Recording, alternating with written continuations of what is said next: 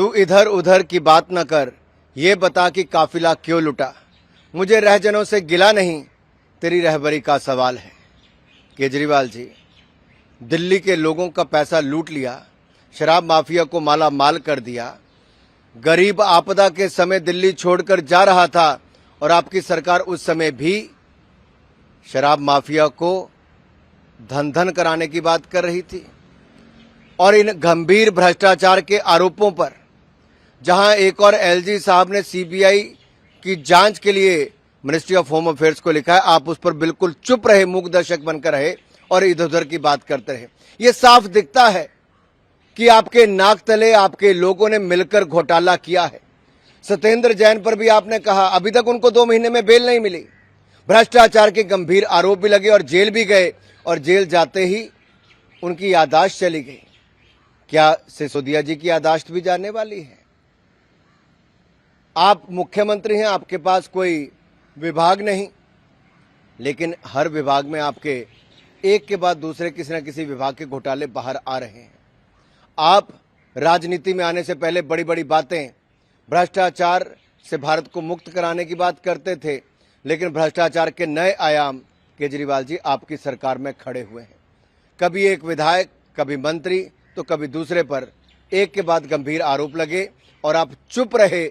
आपने भ्रष्टाचारियों को संरक्षण देने का काम किया है और कल टीवी पर आकर जिस तरह से आपने कोरा झूठ बोला और आप एक भी जवाब भारतीय जनता पार्टी के गंभीर आरोपों का नहीं दे पाए, ये दिखाता है कि एलजी महोदय ने जो होम अफेयर्स को कहा है कि सीबीआई जांच हो, इसमें बहुत ताकत है, बहुत तथ्य है, बहुत सत्य है।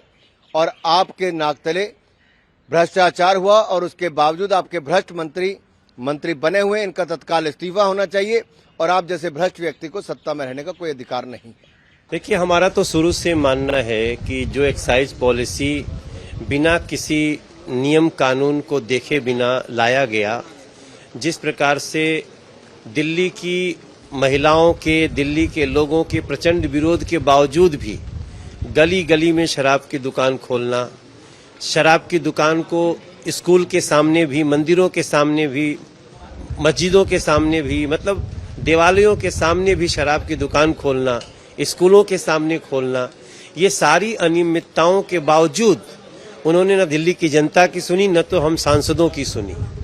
हम आज बहुत प्रसन्नता व्यक्त कर रहे हैं कि इस पे सीबीआई इंक्वायरी हुई है और माननीय एलजी के ऑफिस से सीबीआई इंक्वायरी का जो कार्य आज शुरू हुआ है, दूध का दूध पानी का पानी होगा। किसी को भी इसमें सांच को आंच क्या हो सकती है। अब इसका स्वागत करते हैं और मैं एक ही बात पे अडिग हूं, हमारी पार्टी अडिग है कि जिन लोगों ने नियमों को ताक पे रख के इस प्रकार से अनियमितता किया, दिल्ली को शराब नगरी बनाने की कोशिश की, उनके खिलाफ कड़ी से कड़ी कार्रवाई हो जांच के बाद। अब अरविंद केजरीवाल पहले भी एक प्रेस कॉन्फ्रेंस में कह चुके हैं मनीष सिसोदिया को जेल जाना है। तो अगर ये अरविंद केजरीवाल जी की कोई कोशिश है कि मनीष सिसोदिया जेल जाएं, तो ये उनके बीच का क्या खेल है हमें इससे पता नहीं। हमें नहीं मालूम इसमें कौन दोषी है, लेकिन जो भी दोषी है उस पर कड़ी से कड़ी सजा होनी चाहिए। देखिए, राजनीतिक कद कितना उनका बड़ा है पंजाब में, ये तो संगरूर के चुनाव से पता चल गया। जहां के सांसद सीएम बने वो सीट ही हार गई आम आदमी पार्टी विद इन 3.5 months। तो कितना कद उनका बड़ा है ये तो सबको पता है, लेकिन हम नियम कानून कद देखकर नहीं चलते। आप कितने भी बड़े व्यक्ति हो, आप भ्रष्टाचार करेंगे, आप गलत करेंगे तो कानून आपको सजा देगा।